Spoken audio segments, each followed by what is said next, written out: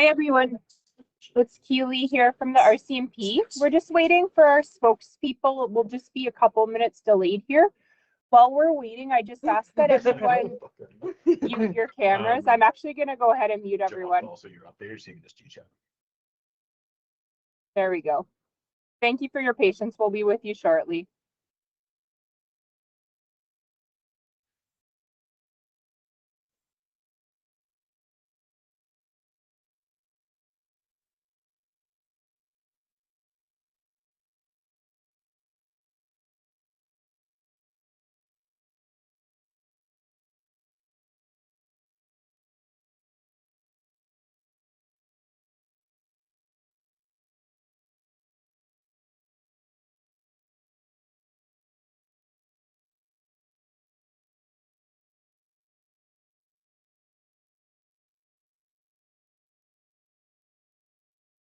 Mijn naam is Pagan.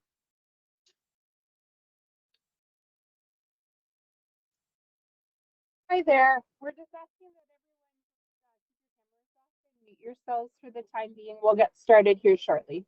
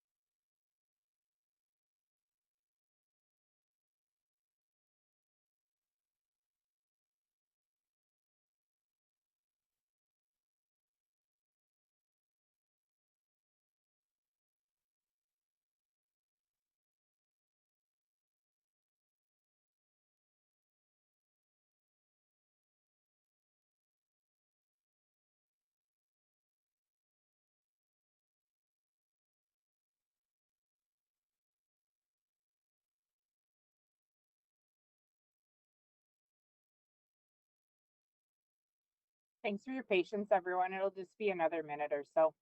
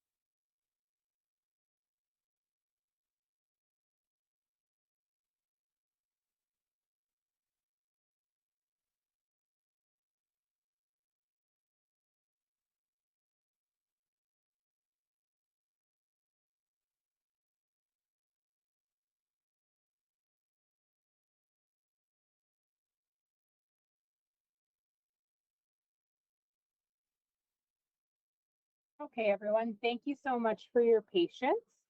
We'll get started here in a minute. My name's Keely. I've spoken with many of you, and if I haven't, nice to meet you online here.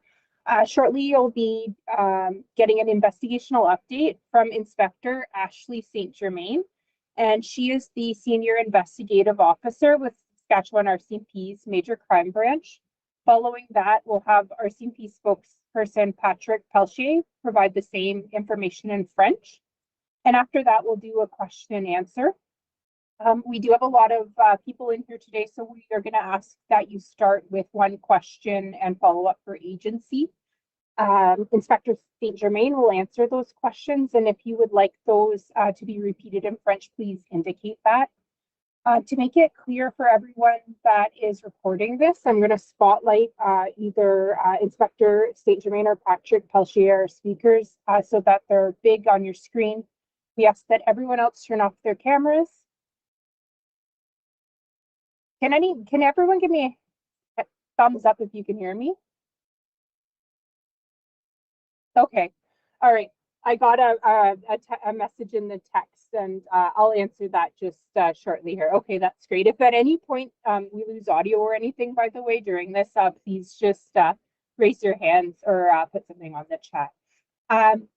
Please keep your microphones muted. I'll unmute you and call on you during the question and answer period. Please just raise your hand and I'll keep an eye on who's asked question in what order to the best of my ability, and I'll give you a go ahead and I'll unmute you, or you can unmute yourself at that time. It just helps keep that audio quality for everyone else involved.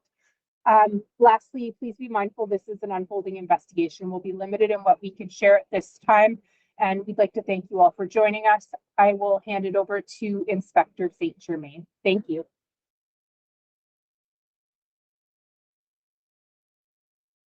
Keely, do you want me to wait a minute for the person there to fix their audio, or you're good for me to go? I think let's proceed. I do see some people have their hands up. Are those preemptive questions, or is there some kind of technical issue?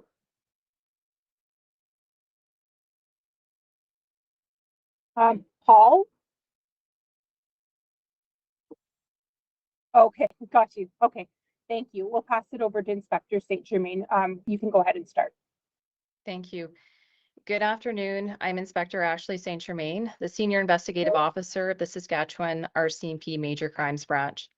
I'm here to share with you what we know regarding the shooting incident that occurred early this morning on Big Island Lake Cree Nation. This morning at approximately 6 a.m., Pierceland RCMP received a report of a shooting on Big Island Lake Cree Nation. The officers responded immediately. They determined that 3 people were injured by gunshot and 1 person was deceased. At this time, we do not have specifics about the severity of the victim's injuries or how many victims required hospital treatment. We are aware the name of the deceased has been shared on social media. Nonetheless, we cannot share the identity of the deceased at this time due to our responsibility to follow the Privacy Act. The formal identification of the deceased is ongoing in consultation with the Saskatchewan Coroner's Service. We will confirm the identity of the victim as soon as we can. At 8:23 a.m., Saskatchewan RCMP issued a dangerous persons alert to the public in the Big Island Lake Cree Nation and surrounding areas. All day, Saskatchewan RCMP police officers have been actively searching for the 2 suspects. Officers are, as well, investigating the scene and interviewing witnesses to determine whether the shooting is random or targeted. Just before 2 p.m., the Saskatchewan RCMP Major Crimes Unit in Saskatoon arrived at the scene of the shooting, and they are taking carriage of this investigation. As we move through the day, the Saskatchewan RCMP will continue to assess the need to keep the dangerous persons alert active. Some of the things we will be considering are the amount of time that has passed since the shooting being contained to 1 location, and the fact that no additional injured persons have been reported. We will assure the public is kept up to date. In the case that the alert is canceled, please know that we will continue to monitor the situation. If anything changes, we will let the public know about anything that may impact their safety. Saskatchewan RCMP continue to actively search for the 2 suspects. We'd like to ask anyone who has information about the whereabouts of the suspects to please call 911. If you prefer disclosing your tips anonymously, do not hesitate to contact Saskatchewan Crime Stoppers at 1-800-222-TIPS, which is 8477, or saskcrimestoppers.com. Most of all, our thoughts are with the family and friends of the deceased and all those affected by this tragic incident. Thank you.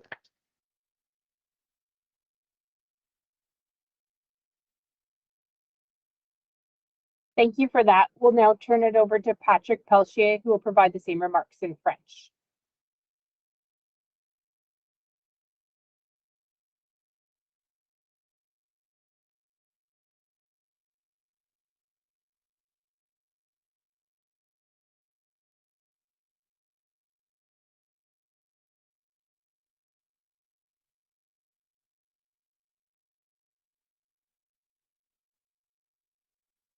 Hear me?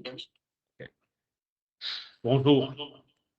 Je vous présente les informations suivantes au nom de l'inspectrice Ashley Saint-Germain, officière supérieure responsable du groupe des crimes majeurs de la GRC en Saskatchewan.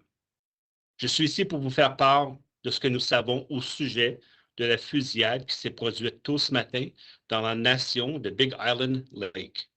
Ce matin, vers 6 heures, la GRC de Pierceland a rendu un appel signalant une fusillade dans la nation Cree de Big Island Lake. Les policiers sont immédiatement intervenus. Ils ont constaté que 3 personnes avaient été blessées par balle et qu'une personne était décédée. À l'heure actuelle, nous ne pouvons pas disposer d'informations précises sur la gravité des blessures des victimes, ni sur le nombre de victimes qui ont dû être hospitalisées. Nous savons que le nom de la personne décédée a été divulgué sur les réseaux sociaux. Néanmoins, nous ne pouvons pas divulguer l'identité de la personne décédée pour le moment, car nous sommes tenus de respecter la loi sur la protection des renseignements personnels. L'identification officielle de la personne décédée est en cours, en consultation avec le service des coronaires de la Saskatchewan. Nous confirmerons l'identité de la victime dès que nous le pourrons. À 8h23, la GRC de la Saskatchewan a émis une alerte au public concernant des personnes dangereuses dans la nation Cree de Big Island Lake et ses environs. Toute la journée, les policiers de la GRC de la Saskatchewan ont activement recherché les 2 suspects. Les policiers enquêtent également sur les lieux de la fusillade et interrogent des témoins de la fusillade afin de déterminer si cette fusillade était aléatoire ou ciblée. Peu avant 14 heures, le groupe des crimes majeurs de la GRC de la Saskatchewan à Saskatoon est arrivé sur les lieux de la fusillade. Ils prennent en charge de l'enquête. Au fil de la journée, la GRC de la Saskatchewan continuera d'évaluer la nécessité de maintenir l'alerte concernant ces personnes dangereuses. Nous tiendrons compte, entre autres, du temps écoulé depuis la fusillade, du fait que celle-ci s'est déroulée dans un seul endroit et qu'aucun autre blessé n'a été signalé. Nous veillerons à tenir le public informé. Si l'alerte est élevée, sachez que nous continuerons à surveiller la situation. Si un changement survient, nous informerons le public de tout élément susceptible d'avoir une incidence sur sa sécurité. La GRC de la sécurité continue de rechercher activement les 2 suspects. Nous demandons à toute personne ayant des informations sur la localisation des suspects d'appeler le 911. Si vous préférez divulguer vos informations de manière anonyme, n'hésitez pas à contacter Saskatchewan Crime Stoppers au 1-800-222-TIPS 8477 ou sur www.saskcrimestoppers.com. Nos pensées vont avant tout aux familles et aux amis des défunts, ainsi qu'à toutes les personnes touchées par ce tragique incident. Merci.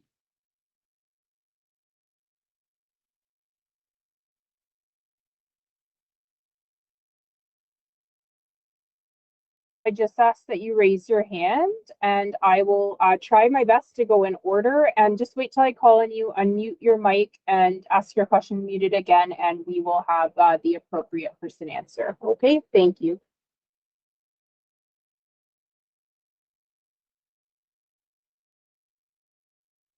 Okay, first I have Edith from Radio Canada. Hi, thank you for taking my question. Do we have some detail about the suspect? Do we have suspect in mind? What do we know about the author of this shooting? So at this point in time, what I can tell you is that the investigation is in its early stages. We released earlier that there were 2 suspects who were traveling on an ATV, and we are continuing to investigate to try to narrow down who our suspects are and where they might be. And that's where it's extremely important for the public to provide any information that they might have to help us determine the direction the investigation is going and identify those suspects. Thank you. Next, we'll go to Kenneth from Battlefords Now.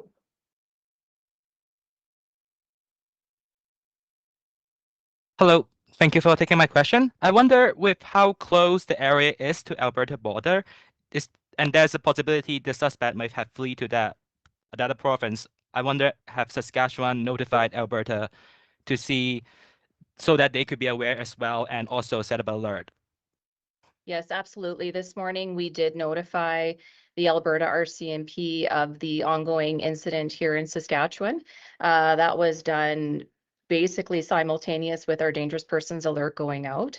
At this point in time, though, I can't speak to Alberta RCMP's determination on issuing a dangerous persons alert. In that particular case, we would need to be able to provide them with some more information. While this location is very close to the Alberta border, we do not have indication on direction of travel other than they were on the Big Island Lake Cree Nation on an ATV early this morning. Absolutely. And is there one follow-up question I can ask? Yeah.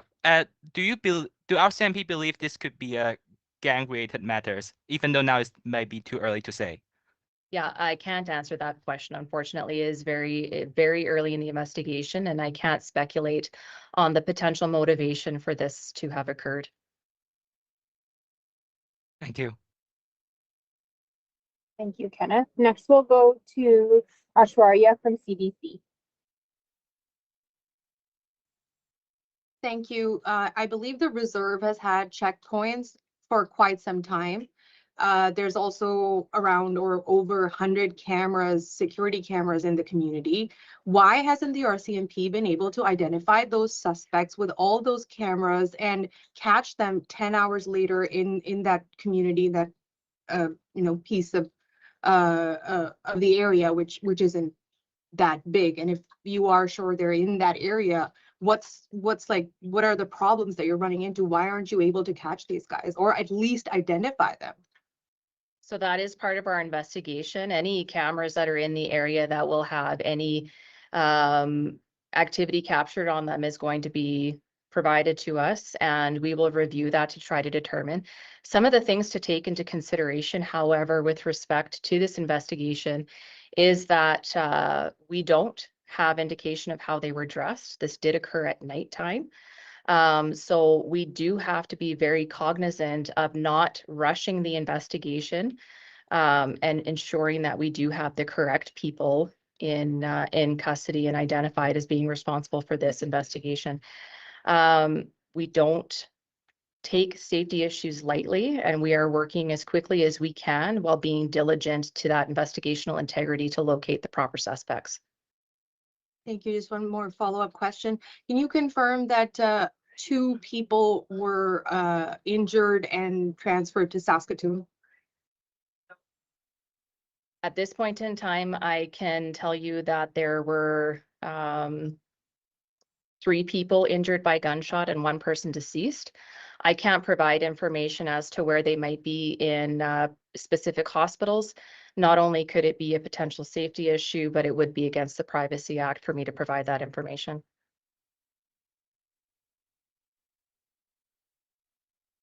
Thank you. We'll go on to Grace Miller next.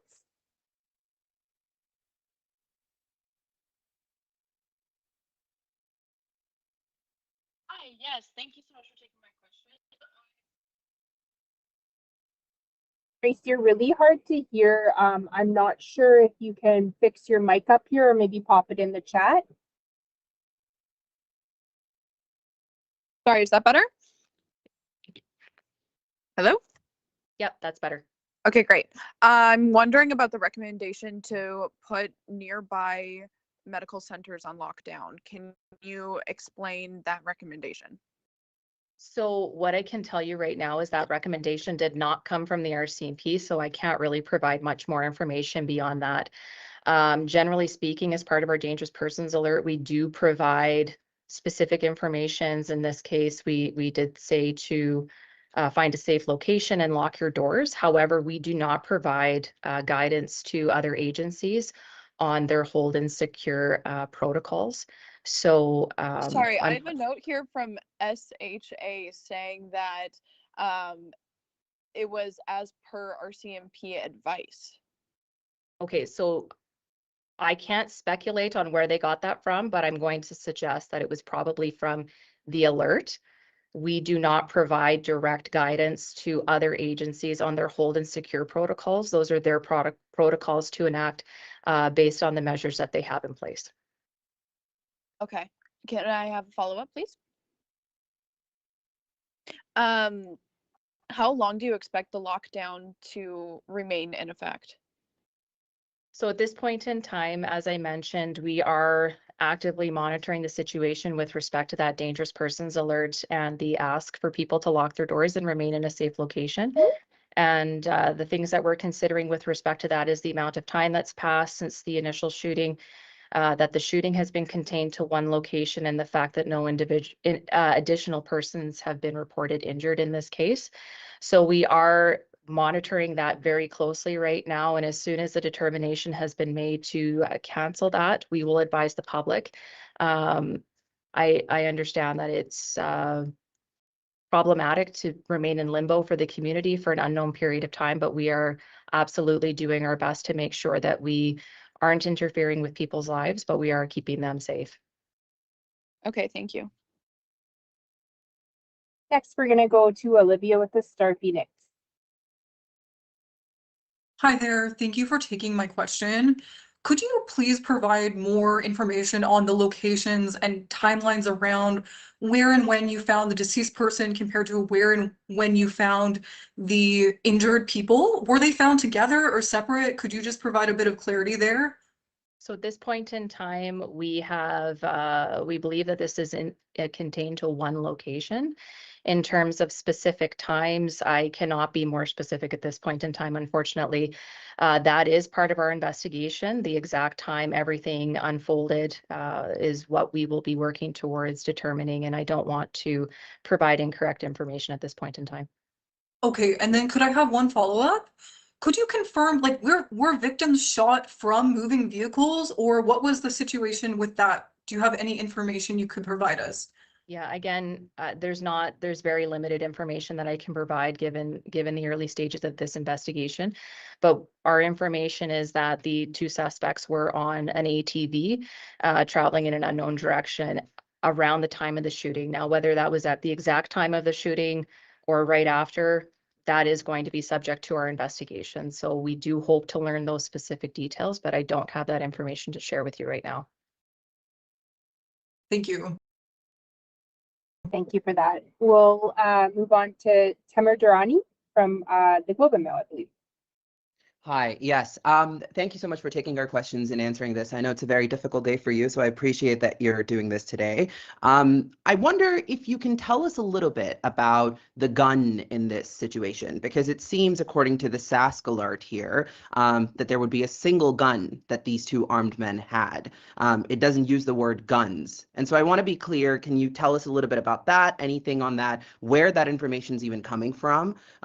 Because you said that it was nighttime, so we don't know what they look like and what they were dressed in. But where is that information coming from then, that they had a gun and that they were on an ATV? Like, what location were we talking about? Where we just want to be clear when we say and when we all report what that looked like, right? So just give us some information on that, please.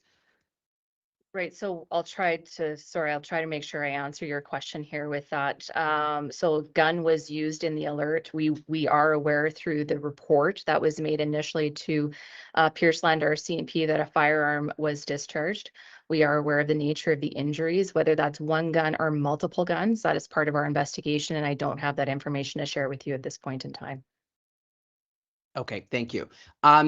I also want to understand the need for keeping the alert and how long that's going to happen. So I know you said that you're not sure, it's an indefinite period at the moment, but what would rise to the occasion where you would then cancel the alert? Like, when would that happen?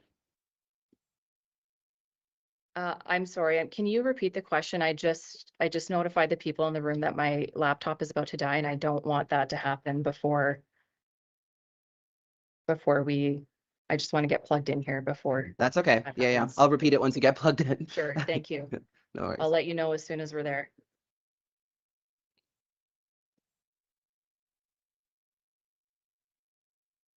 Okay, sorry about that. Go ahead. That's okay. My question is about the alert. I'm hoping to understand when you would rise to the occasion of canceling the alert. Would it be when one of these suspects, both of these suspects are found? Is that when it's going to be canceled? Or like, how long can we sort of expect that to last, I guess is what I'm trying to understand. Yeah, so we're being very mindful of the fact that the alert is ongoing right now. What I can't speculate on is how long it might take for us to be certain about who the suspects are and where they are. So we will be taking into consideration how much time has passed. That may be something that we're looking at canceling this afternoon or later today, and that's going to just be dependent upon the information that's coming in from our investigators. But like I said, I don't want the community to remain in limbo for too long. We just want to make sure that the community is safe, that we're comfortable with removing that alert. And then if we do need to reissue the alert based on information coming in, that we'll do that at that time. So that option is available to us. So I'm hopeful that we'll have some more determined timeframes on that alert here a little later today. Thank you so much. Next, we're going to go to Keenan from CTV.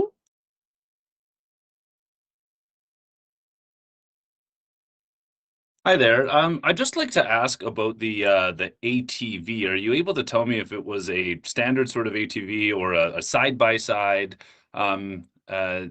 If you have or able to elaborate on that at all?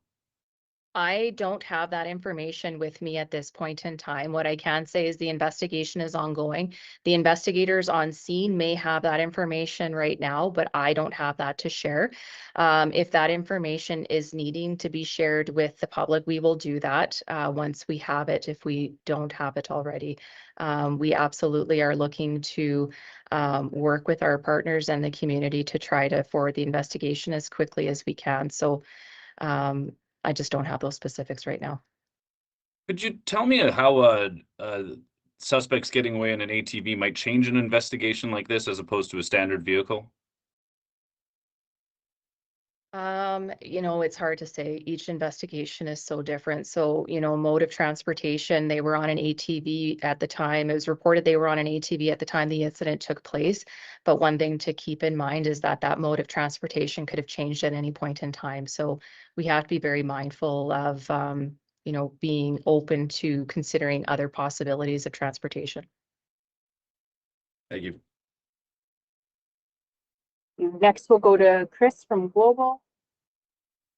Yeah, Ashley, you talked about the criteria for lifting the lockdown, and from what I'm hearing here, the shooting was at 6 a.m. according to the news release.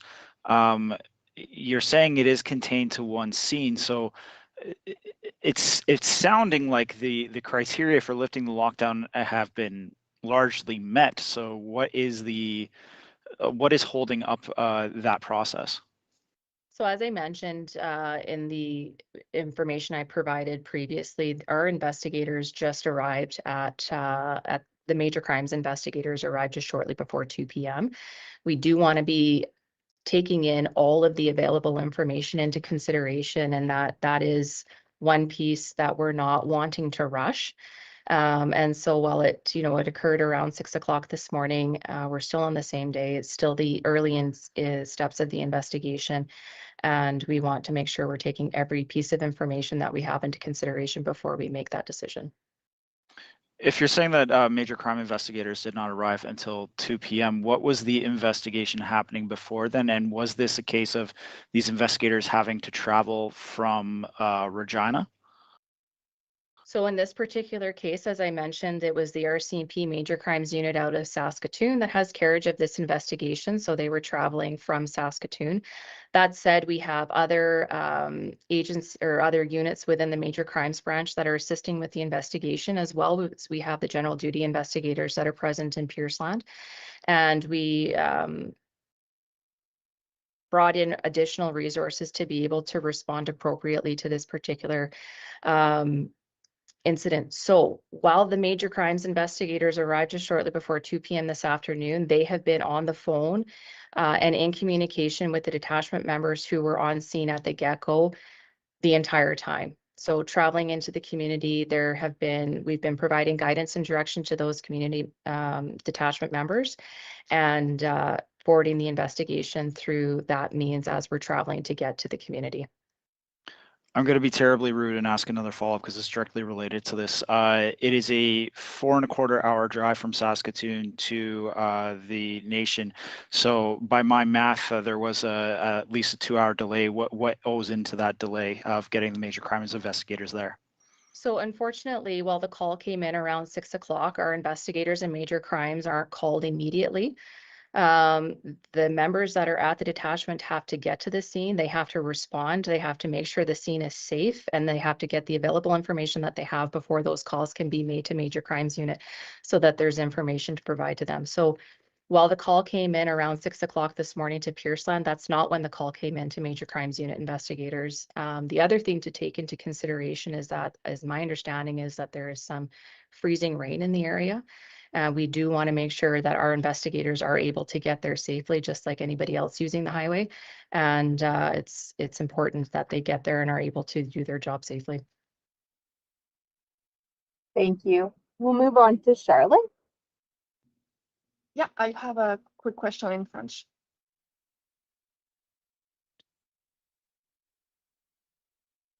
Go ahead, Charlotte, and we'll have Patrick translate for Inspector Saint Germain. She'll provide the answer in English, and then Patrick will answer in French. Ok.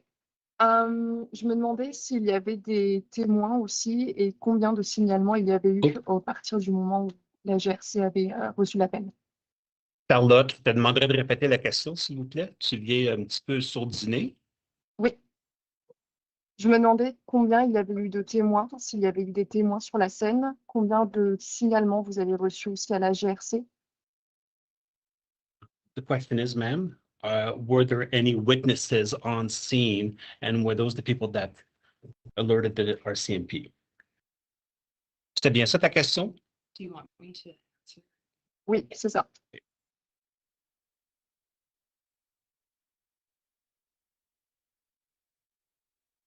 Sorry, I'll just answer here in English very quickly, and then Patrick can answer that for you. So at this point in time, generally, we don't provide information on who called the RCMP and who has made those reports. We will be following up with everybody that was in the area, including any witnesses that were on scene, but I can't share those details of how many people or who was on scene at this point in time. Alors, Charlotte, présentement, on ne peut pas donner d'informations sur qui a donné les détails ou qui a appelé la GRC ou qui a même téléphoné, mais par contre, on vous tiendra au courant. Merci.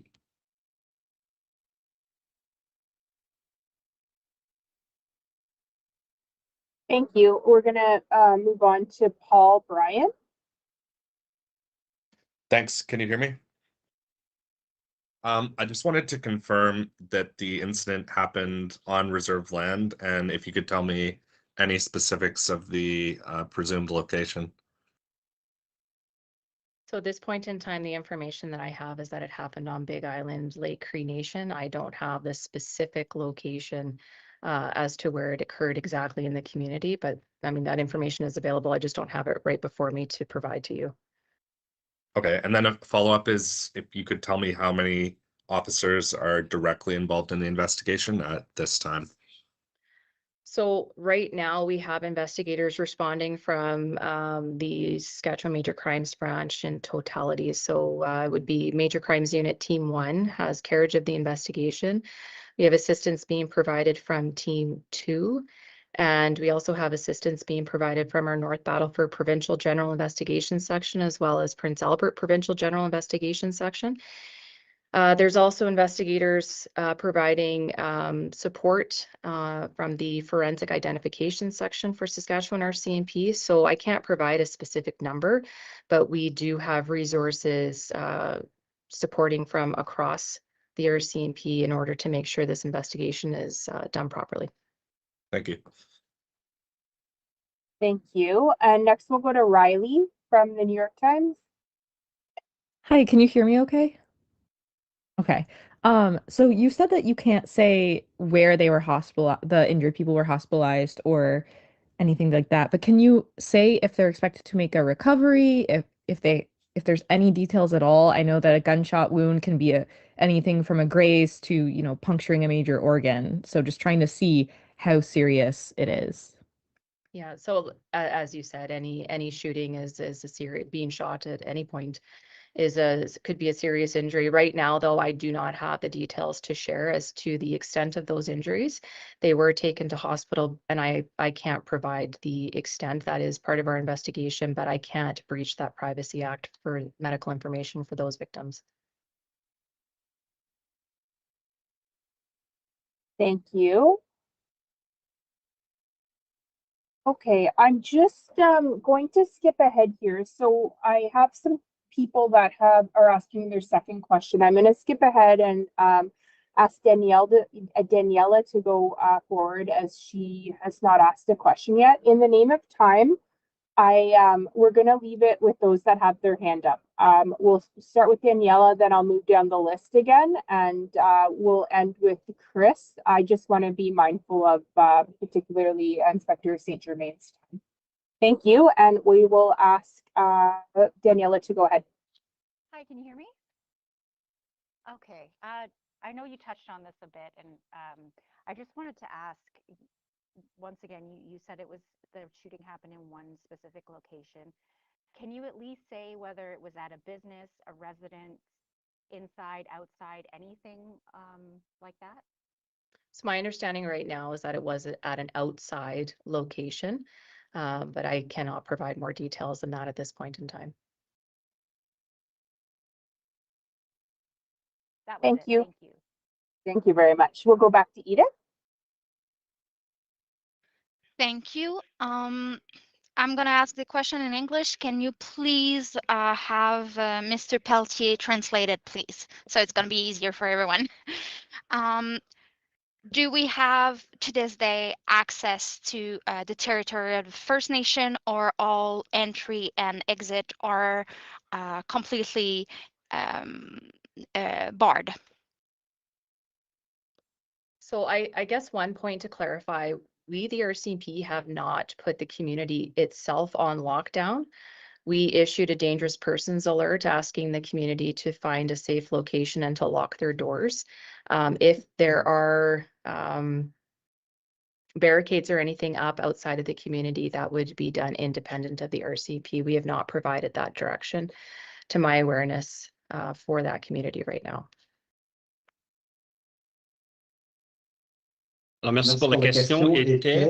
Est-ce que nous avons accès à des réserves et des territoires présentement sur les lieux?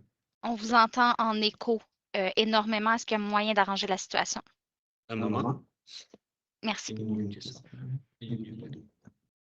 Alors, est-ce que c'est mieux? Là, c'est mieux. Oui, merci. OK, parfait.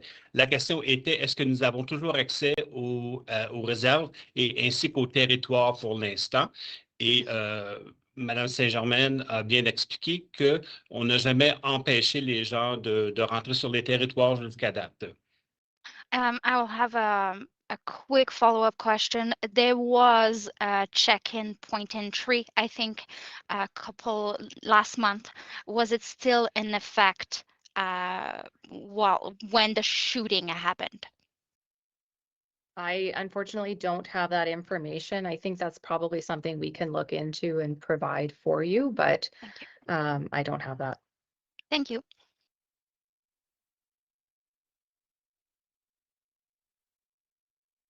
Okay, we'll move on. Ashwarya, please, is next. Thank you. Sorry, thank you. I just wanted to clarify something you said earlier, Ashley. You mentioned you believe there's no movement of the suspects getting out of the community, that they haven't left. But then you also said that you don't know what they look like. So I'm just a little confused. How do you know they haven't left if you don't know what they look like? I'll just provide this. If at any point I've said that I don't believe they've left the community, I apologize for that miscommunication. I don't have information about who the suspects are, whether they're in the community or if they have left the community. That is part of our investigation. They may have left the community. I don't recall saying that they were still in the community. I think it was when the question about them moving to Alberta was asked, and you said we're not aware of any movement outside of the community. So Then I is will there a correct danger? Sorry, is there a danger to other communities, surrounding communities? Are you sure the suspects are still in the community? If not, is there danger to surrounding communities? So at this point in time, we're working to determine if this is a targeted or random shooting. I do not have information as to who the specific suspects in this investigation are, and as a result of that, I do not know where they are. Okay, and is there any danger to surrounding communities? At this point in time, there's been no further incidents. So that is one of the considerations that we're taking in for our dangerous persons alert, and whether that will be canceled here later today or not. I'm not in the community at this point in time, so I can't speak to what's going on there right now. But from our investigation, we don't have any indication that there's further ongoing incidents in relation to this shooting this morning. Thank you. We're going to go to Tamara from Globe and Mail and then Chris from Global. And I see Grace had her hands up. I did cut it off at Chris, so I'm going to stick to that. So just the final two there, and then we're going to wrap it up. So please go ahead, Tamara. Thank you. I want to ask you also about, you've talked a little bit about how you don't have the exact numbers of the officers on scene, with major crimes and et cetera. Detachments in and around smaller communities like Big Island Lake are quite limited with their resources. I'm not saying something that's out of the blue, it's just the facts, right? Now that major crimes has taken over this file, I wonder if you can describe for us if you feel you have enough resources on the ground to handle such an active case like this. In terms of our response from major crimes branch, this is not an unusual file for us to be managing. And I absolutely believe that we have resourced the investigation properly at this point in time.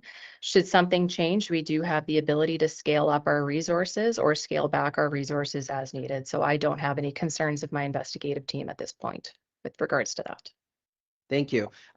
Just as a follow-up, a lot of the reporters today, part of why we're asking a lot of these questions about whether people are safe or not is because the alert is in such a wide region. And I understand why you've done that, right, as a precaution, because obviously we don't know where their whereabouts are, and those are vicinities that they could get to within the period that you've been looking at. But I wonder for those people, it's such a large stretch, about 200 kilometers or so, even more than that when you start actually looking at the map there. And I wonder for these people overnight, after this is over today, when they look at this in the news and then, they put their kids to bed tonight, what are these things that you would want to say for people? Because it seems very unsafe. If you're living in these areas that are being impacted by this, if you're not in Saskatoon or in Edmonton, you might be a little worried, going to bed tonight about whether these people are close to you. So I wonder, what would you sort of say as something to these people, these residents who are in these areas? Mm-hmm. So, I mean, as a person who's been living in the area, not on duty as a police officer with an active alert going on, I can say that it is absolutely something that is in the back of your mind. And, you know, what I can say with respect to that is we are working as efficiently and diligently as possible to try to determine who's responsible for this homicide and this shooting, and make sure that we can restore that safe mind concept to the community as best as we can within our abilities. And we're working towards doing that right now. Thank you. Thank you. We're going to move on to Chris from Global. That will be our last question for today. Ashley, I don't know if you've heard this before, but I've heard it from the public that when they hear these news conferences, when they're streamed live, that there's a lot of frustration over the number of what some would call non-answers to questions being asked. Can you speak to as to why there is such limited information that you can provide in these news conferences, and as to why maybe we're not hearing from somebody more directly on the ground in the investigative process?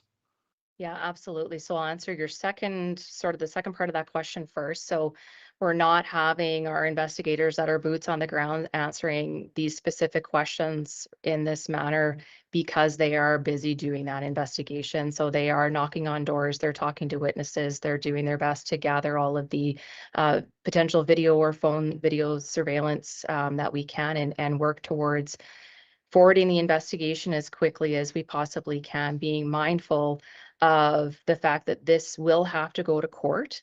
And that then segues into the first part of your question. So I'm limited in the information that I can provide on these investigations, especially this early on, because I have to respect that investigational integrity. We want to make sure that we get this right, and we have to be mindful of the court process down the road. We don't want to have tunnel vision as we're going into these investigations, and we need to be open-minded about what may or may not have happened. And that's why we have to be limited in the information that we're providing. If there is, I will add on to that though, if there is specific information that's relating to community safety, we are absolutely going to provide that. That is not something we will hold back. Thank you. That concludes our availability, everyone. Thank you for joining. If there are follow-up questions or any other things that you'd like to know, please direct them to our normal channels, our Saskatchewan RCMP media mailbox, or our phone number. And as everyone noted, if there are updates to come tonight, we will pass them along. Thank you. Is there another presser like this that is planned? Not at this moment. We'll let you Thank know if there is. Thanks.